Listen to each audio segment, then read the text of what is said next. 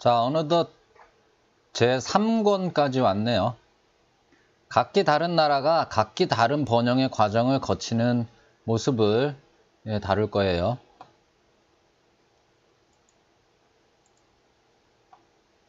그 1장 자연스러운 번영의 과정.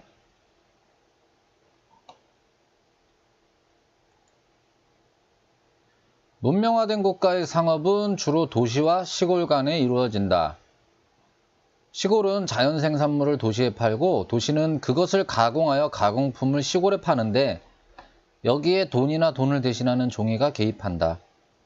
거래는 돈이 그 거래를 도와주는 도구로서 쓰이는 거죠.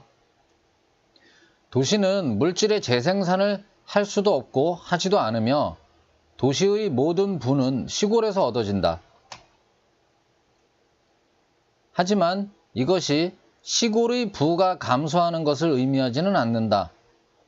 양쪽 상호 간에 얻는 것이며 세세하게 나누어진 분업이고 참여하는 모두에게 이로운 것이다. 우리가 흔히 착각하는 게 이제 인간 공장에서 나온 것들은 자연으로부터 나온 것이 아니다라는 생각을 하는데 그렇지 않고요. 우리가 살아가는데 사용하는 모든 물건들은 전부 자연에서 얻어지는 거죠. 특히나 석유화학 제품, 플라스틱으로 되어 있는 제품 이런 것들은 자연 생산물이 아닌가라는 착각을 하는데 석유도 다 자연에서 나오는 자연 생산물이죠. 그것을 우리가 필요한 형태로 가공을 해서 쓸 뿐이지 우리가 쓰는 모든 물건 어느 하나 자연으로부터 나오지 않는 물건은 없어요.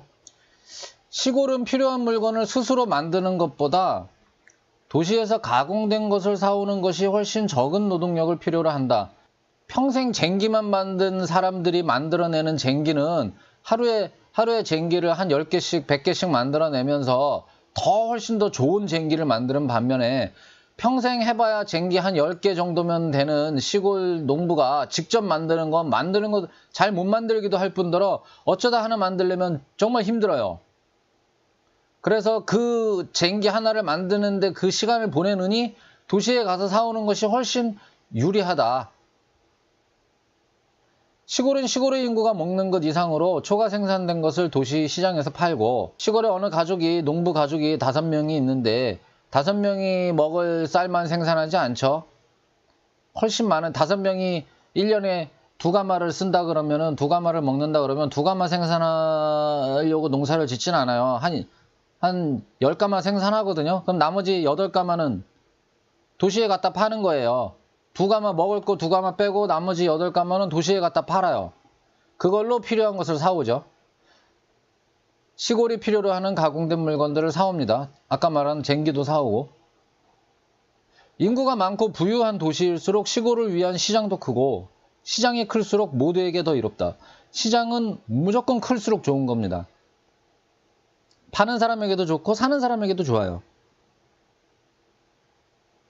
인구가 많을수록 또 부유할수록 시장이 크겠죠. 1마일 떨어진 곳에서 가져온 곡식이나 20마일 떨어진 곳에서 가져온 곡식이나 도시에서 팔리는 가격은 똑같다. 쌀이다. 쌀 먼 데서 가져왔으니까 난 더 받겠습니다.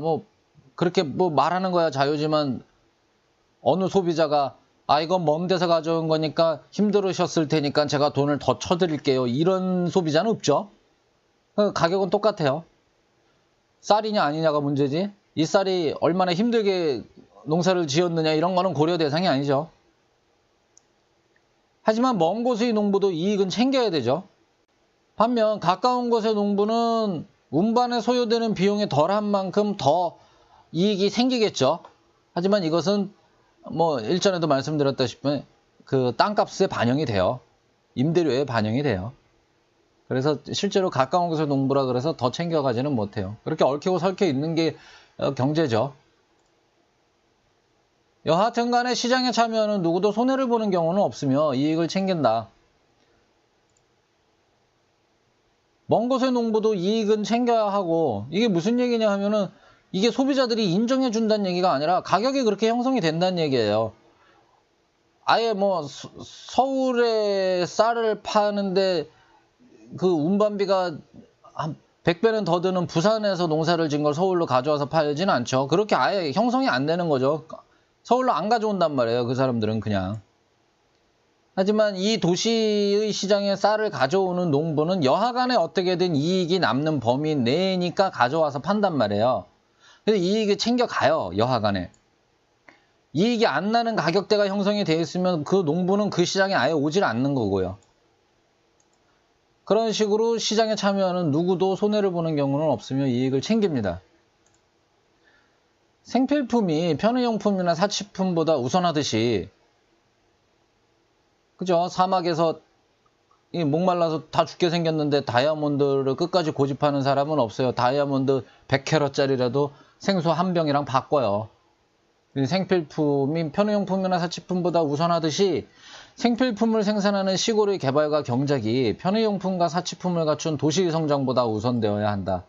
이게 왜 시골을 자꾸 중시하는, 농촌을 자꾸 중시하는 이 아담 스미스의 개념이 약간 갸우뚱하신 분들이 아마 있을 거예요. 근데 이 앞선 편에서도 말씀을 드렸다시피 왜 농업이 우선되어야 되는지에 대한 얘기가 좀 이해를 하고 넘어갈 필요가 있어요. 이게 농업이 왜 우선되어야 되는가에 대한 얘기가 정부의 불개입에 대한 어떤 연장선상에 있는 논리거든요. 혹시 도무지 납득이 안 간다 그러면은 이 댓글로다가 논쟁을 열으셔도 좋아요.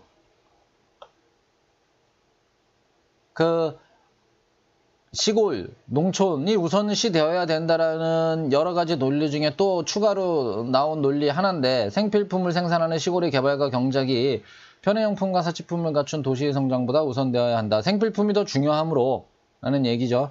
도시가 먹고 살 수 있는 것은 시골의 경작자가 스스로 필요한 이상으로 초과 생산하기 때문이고, 다섯 가족이 두 가마면 먹고 사는데 두 가마만 생산하지 않고 세 가마, 네 가마, 다섯 가마, 열 가마를 생산하기 때문에 도시가 먹고 살 수 있는 거죠. 직접 쌀 농사를 짓지 않아도 도시 사람도 쌀을 먹고 살 수 있게 되는 거예요. 왜? 농부가 그만큼 더 농사를 지어주기 때문에. 도시가 커지기 위해서는 그만큼 시골의 초과 생산이 있어야지 가능한 겁니다. 이 논리가 이렇게 일직선으로 쭉 오고 있죠. 논리가. 생필품을 생산하는 시골이 우선되어야 되는 것이고, 도시가 먹고 살 수 있는 이유도 시골이 초과 생산하기 때문이고, 도시가 커지기 위해서도 그만큼 시골의 초과 생산이 있어야지 한다. 도시민이 8명이 되기 위해서는 농부 2명이 나머지 8명이 먹고 살 농산물을 생산해 주지 않으면 도시민 8명이라는 게 존재를 할 수가 없다. 굉장히 논리적이죠?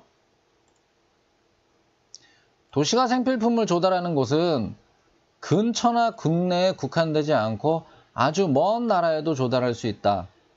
이것 때문에 약간 착각을 할 수가 있는 거예요. 자, 우리나라는 부가가치가 낮은 농사를 짓지 않고 부가가치가 높은 첨단 제조업이나 상업에만 종사하겠다라는 작전을 세울 수는 있어요. 왜? 농산품, 도시가 필요로 한 생산품은 먼 나라에서도 조달하는 것이 가능하기 때문에. 하지만 기본적으로는 여하간의 먼 나라든 우리 국내든 도시가 존재하기 위해서는 농촌의 시골의 생필품 생산이 우선되어야지 된다. 라는 이 개념은 먼 나라에서 조달하든 국내에서 조달하든 그거는 상관없이 유효한 전제 조건인 거예요. 모든 국가가 그렇게 되지만, 아주 먼 나라에서도 조달하게 되지만, 국가별 시대별로 그렇게 되어가는 과정은 다양하다. 어느 나라에서건 필요에 의해 형성된 질서는 인간의 자연스러운 성향과 잘 어울린다. 어떤 가부장제건 민주주의건 공산주의건, 공산주의는 이제 필요에 의해 형성된 질서가 아니라 인간이 몇몇 멍청한 인간들과 그 멍청한 인간들을 따랐던 수없이 많은 똑똑하지 않은 더 멍청한 인간들 몇이 세상을 뒤엎은 거고, 필요에 의해 형성된 질서가 아니죠. 그거는 필요에 의해 저절로 형성된 질서는 인간의 자연스러운 성향과 잘 어울립니다. 이 성향을 특별히 방해하지 않는 한 도시는 시골의 발전과 경작 상태를 넘어서 커질 수는 없게 되어 있다. 방금 전에 말씀드린 그것과 똑같은 얘기죠. 시골에서 8명분의 추가 쌀을 생산하지 않으면 도시민이 8명이 될 수는 없어요. 그 얘기예요. 시골의 경작 상태를 넘어서 도시가 커질 수는 없다. 이익률이 같다면 사람은 제조나 무역을 하기보다 땅의 개발과 경작에 투자할 것이다. 왜냐하면 주변의 땅을 개발하여 이익을 얻는 것은 제조나 무역보다 위험이 적고, 농사는 대체로 심으면 99%는 나오니까 위험이 적고, 근데 제조나 무역은 실패할 확률도 굉장히 크죠. 돈을 많이 벌긴 하지만. 그 다음에 눈앞에서 보며 통제가 가능하기 때문에 뭐 불안한 게 없는 거죠. 그 다음 위험 요소를 직접 보고 확인하고 제거하는 것도 가능하고, 중요한 게 아닐지 모르지만은 뭐 대체로 사람들이 시골의 아름다움과 고요함은 좋아하면서 시골에 대한 동경심이 있죠. 그게 아마 인간이 시골에서 살던 유전자가 있기 때문인 것 같아요.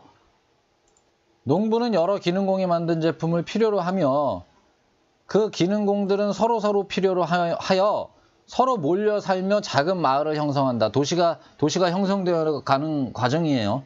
농부는 쟁기가 필요한데 쟁기를 직접 만드는 것보다 누군가 쟁기가 만드는 사람으로부터 사오는 것이 더 효율적이며, 쟁기를 만드는 사람은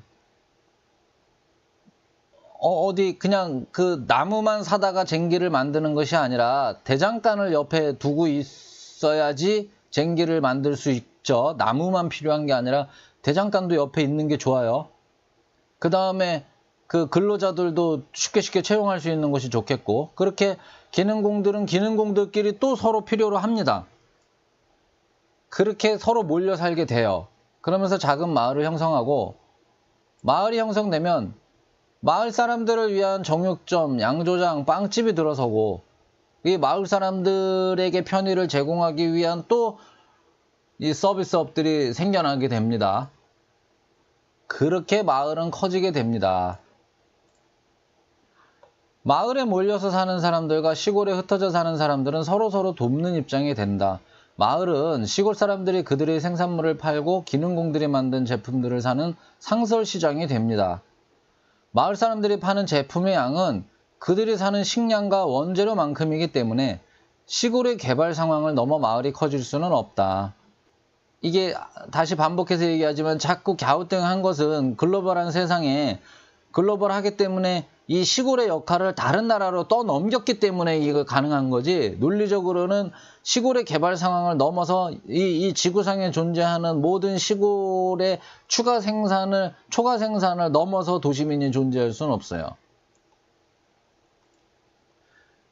인간의 제도가 방해하지만 않는다면 도시 발전은 시골의 발전 후에 따라오게 되어 있다. 그렇죠? 앞서서 계속 얘기한 게 이 얘기인 거예요. 도시의 발전은 시골의 발전 후에 따라오게 되어 있다. 시골이 먼저 발전된 후에 도시가 생기게 되어 있다. 왜? 시골이 발전되어서 초과 생산분을 내지 않으면 도시는 존재할 수 없기 때문에. 그래서 자연스러운 흐름에 따른다면 자본은 우선 농업에 투자될 것이고, 그 다음으로 공업에, 그 다음으로 무역에 투자되는 것이 자연스러운데, 그래서 땅이 경작되기 전에 도시가 생기지는 않고, 도시가 생겨야 공업이 생기고, 공업이 생긴 뒤 무역을 생각하게 되는 게 자연스러운데, 하지만 유럽의 현대화된 모든 국가는 이런 순서가 뒤집혀 있습니다. 이건 산업화를 거친 대한민국도 마찬가지죠. 무역이 제조업을 키웠고, 제조업과 무역이 시골을 개발시켰습니다. 이런 역행은 정부의 개입에 의한 것이다.